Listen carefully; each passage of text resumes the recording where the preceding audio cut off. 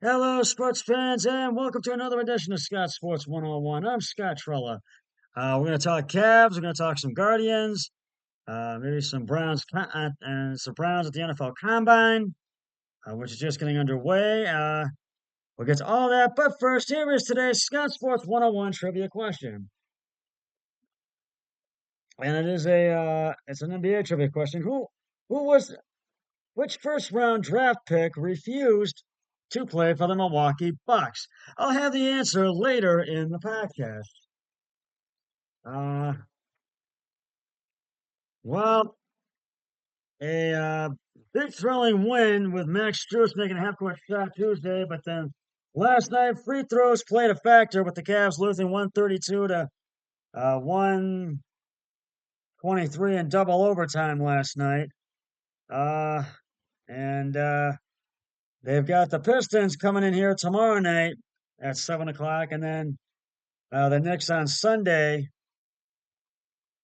So hopefully we can get past the Knicks. And uh, which Cavs do you think need to really step it up? And I feel that Darius LeVert, Darius Garland, and Evan Mobley. Darius Garland has just come back from an injury, along with Mobley. They both need to step it up, but mainly Darius Garland because he really has been struggling lately. And hopefully he can really step it up because they want to push to get in the playoffs.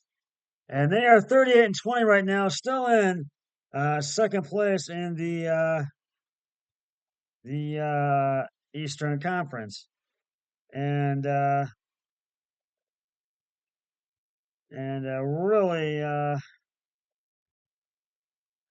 really make the playoffs. So I just feel that the Cavs really need to step it up, and they really are going to have to keep the Knicks on their toes when they play them Sunday, and uh, and they're really going to have to score early with them.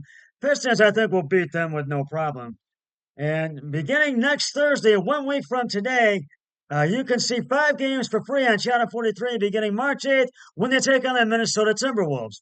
So tune in for that because they're doing a welcome back with their former partner, WAB Channel 43, to see if they can get more fans. So for the first time in 5 years, you can see Cavs games for free on Channel 43.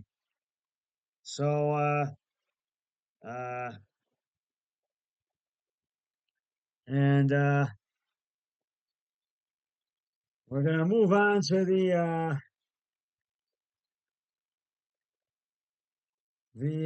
Guardians. We're going to move on to, and uh,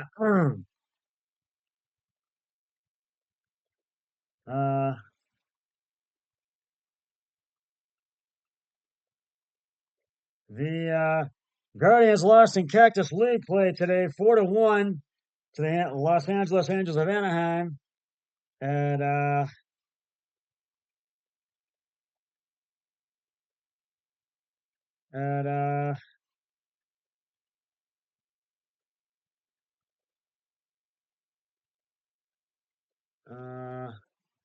at uh, Tempe Diablo Stadium in eastern Arizona. So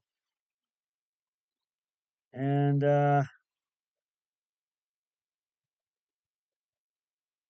it just really and but despite the loss, the Gavin Williams was on the hill today, and he went 2 innings and then got yanked after the second inning, and then Tim Herron took over, and then Banda, and then Burns, and then Hickman came in the ninth. So, but uh, uh, there has been controversy surrounding the new Major League Baseball uniforms.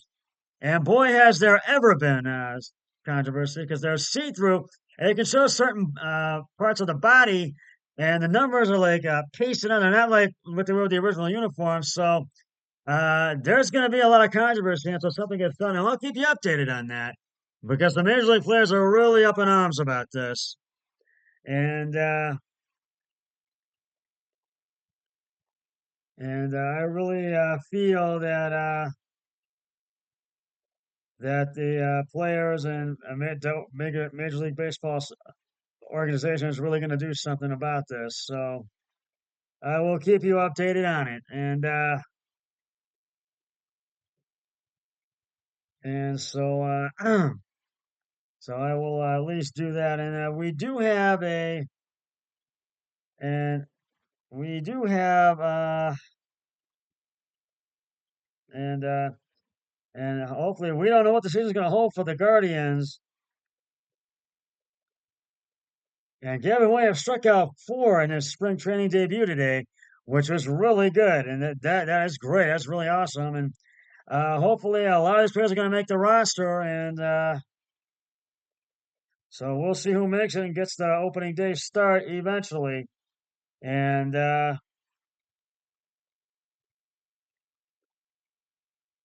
uh,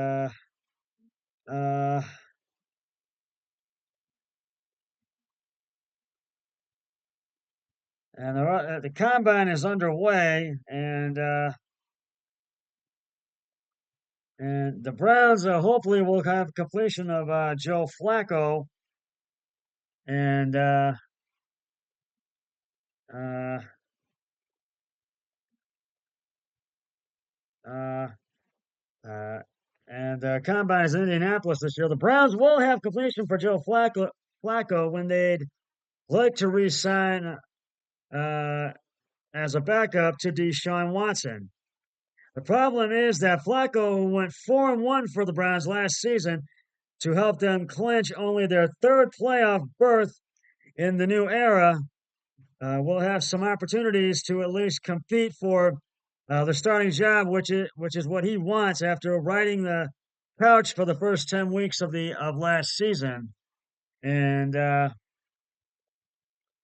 so and I'll get to more of this in just a moment. Right now, it's time to reveal the answer to today's Scott Sports 101 trivia question. And it's an NBA trivia question. Which first round draft pick refused to play for the Milwaukee Bucks? And if you said Julius Irving, Dr. J, you are correct.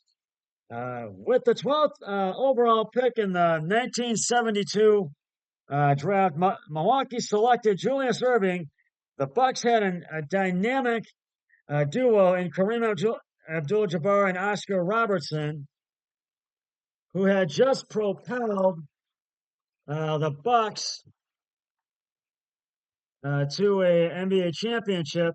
A big three of Abdul-Jabbar, Robertson, and Dr. J would have been among the best trio of players to even step onto the court, but it wasn't meant to be.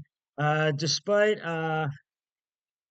being drafted by the Bucks, Irving signed a contract with the Atlanta Hawks for the 1972-73 season. The Hawks were fined $25,000 per game that Dr. J appeared in due to Milwaukee holding his rights.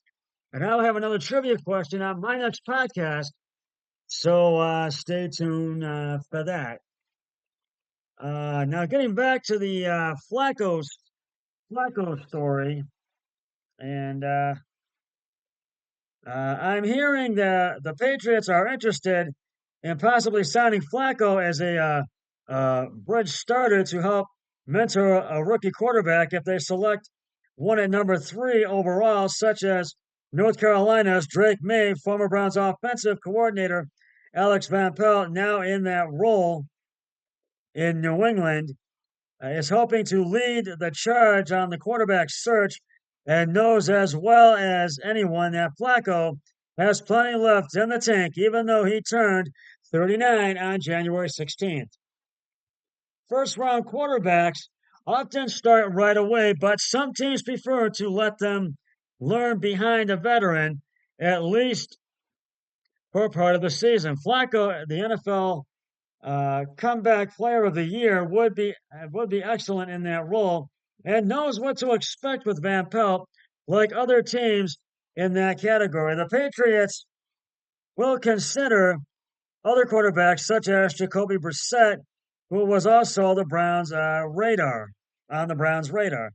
Van Pelt, who Van Pelt always liked, Baker Mayfield, but most expect the Bucks to re-sign him as his comeback season, in which he went 9-8 and led the Bucks to the playoffs. And in New England, Flacco wouldn't have the supporting cast he had in Cleveland last season, which would be a factor. They need help on the offensive line as well as the receiver, but one source told Cleveland.com that Flacco has his sights set on a starting role and has no desire to be a backup next season with his starting window narrowing. Uh,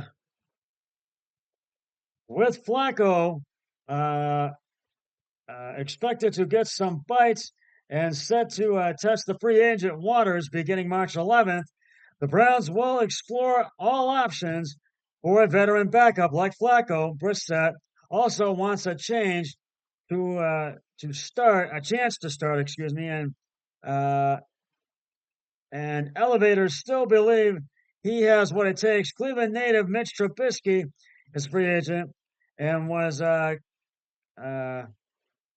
coveted by the front office in the 2017 draft. Marcus Mariota also fits the price point and skill set.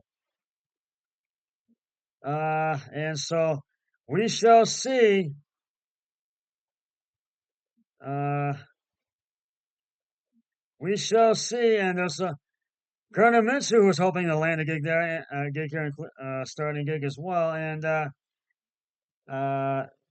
I feel that the Browns need to have a wide receiver. They're looking at Harrison Reddick, so haven't acquired, but they haven't acquired about him yet. So I'll keep you updated on that. And right now, we're gonna get to collectibles. Right now,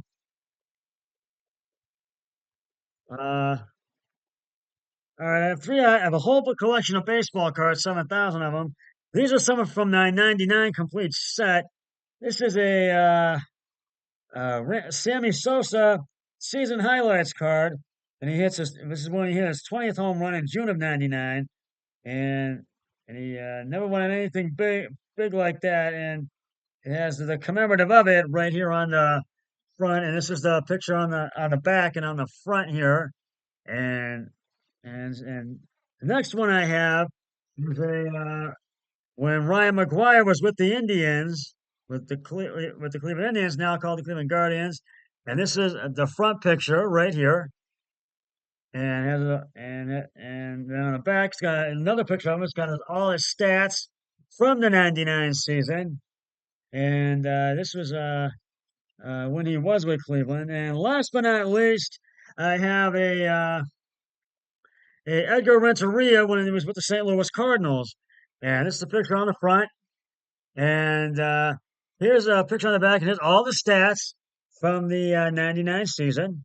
And it shows it all. And yeah, I mean, these are three. I don't trade, and I do like to see how much they're worth, and I think these are worth quite a bit. And so I'll just keep it in mind, but I don't usually sell off or trade them. So that's collectibles for today. That's just about going to wrap it up for the Scott Sports 101, this edition of Scott Sports 101. And I'll be back with another podcast this weekend or sometime next week. But until then, always remember, be a team player each and every day in every way possible. So long, everybody. 3, 2, 1. I'm done.